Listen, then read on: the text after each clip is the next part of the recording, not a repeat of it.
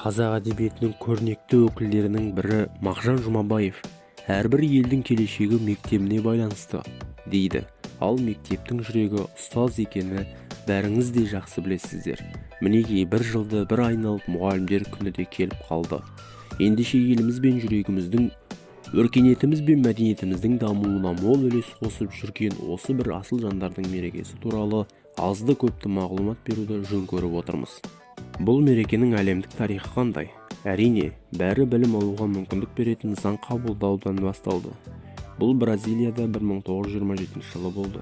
Мереке тарихы тағы не жасырады? Мұғалімдер күні салтанатты күнге айналды, өйткені бұл мұғалімнің қоғам үшін маңыздылығын, оның жұмысының құндылығын айқын көрсетеді. Америкадағы мұғалімдер күні де бірден қалыптаспады. Алғаш рет Арканзас мұғалімі 1944 жылы осы мәселеге қызығушылық танытты. Ол билікке мұғалімдер үшін кәсіби мерекені енгізу туралы өтініш хат жазды.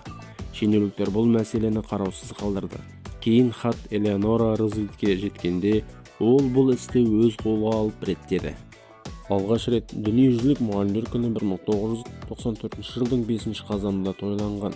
Содан бері барлық мерекелік кеш, мектеп ішілік іс-шаралар дәл осы күн аталып келеді. Негізге бұл мейрам 1965 жылдан бастап КСРО-ның жоғары кеңес президиумының жарлығы бойынша мұғалімдер күні қазан айының 1-ші жексенбісіне қойылды.